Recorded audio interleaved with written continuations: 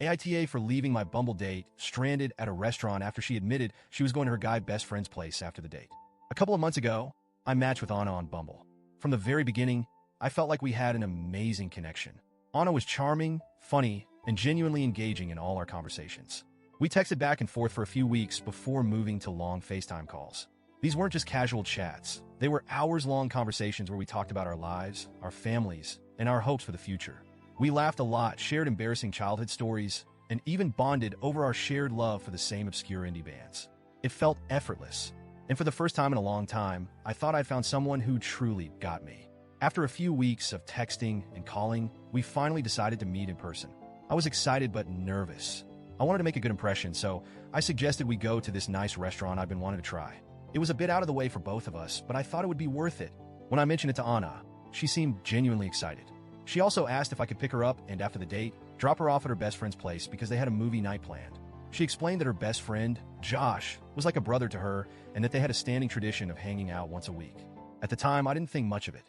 I've had female friends who were just friends, so who was I to judge? The night of the date, I picked Anna up, and she looked absolutely stunning.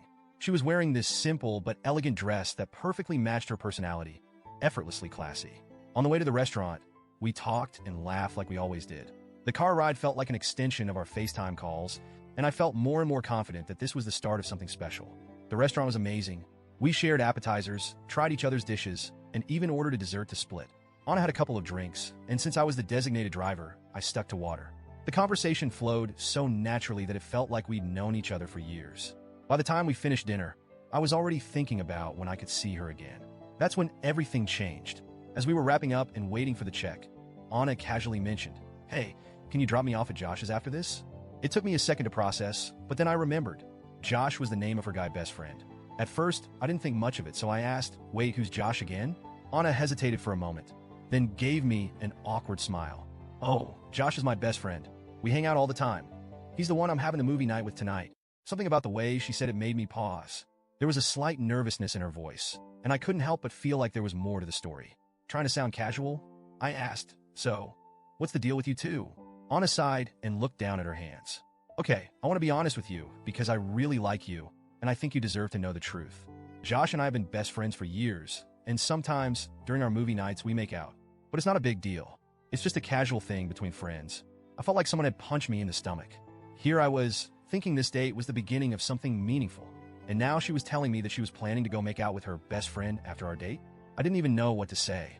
My mind was racing, and I could feel a mix of anger, disappointment, and humiliation building up inside me. After a long pause, I finally managed to ask, "So, you're expecting me to take you to his place where you'll make out with him after tonight?" Anna's face turned red, and she quickly shook her head. "No, it's not like that. I mean, yes, we sometimes make out, but it's not serious. I really like you, and I want to be honest with you, because I see a future with you." Her words only made me feel worse. How was I supposed to believe that she was serious about me when she was still entangled in whatever this was with Josh? I tried to keep my cool, but I couldn't hide the hurt in my voice. "I think you should call Josh to come pick you up," I said. Anna looked shocked. "What? Why? I didn't mean to hurt you. I just wanted to be upfront because I thought you'd appreciate my honesty." "I do appreciate your honesty," I replied. "But I can't sit here and pretend like this doesn't bother me. I'm not going to drop you off at another guy's place after everything that's happened tonight." She looked like she was about to cry, and for a moment, I felt a pang of guilt. But I also knew I had to stand up for myself. I paid for my portion of the dinner, told her goodnight, and walked out. As I drove home, I couldn't stop replaying the night in my head. Part of me felt justified in leaving. I had every right to set boundaries and remove myself from a situation that felt disrespectful. But another part of me wondered if I'd overreacted. Was Anna really trying to be malicious? Or was she just being honest about a complicated situation? And should I have handled it differently? When I got home, I called my sister to vent and get her perspective. My sister is usually my voice of reason, but this time, she surprised me. She said I was in the wrong. "You shouldn't have left her stranded," she said, "especially after she was being upfront and honest with you. That's not how you treat someone you care about." I tried to explain my side. How could I be expected to wine and dine someone, only to turn around and play chauffeur to the guy she's clearly still tangled up with? It felt like a slap in the face. My sister sighed. "I get why you're upset, but you could have at least waited with her or helped her arrange a ride home. Walking out like that wasn't fair." Her words stuck with me, and now I'm torn. On one hand, I feel like I had every right to walk away from a situation that made me uncomfortable.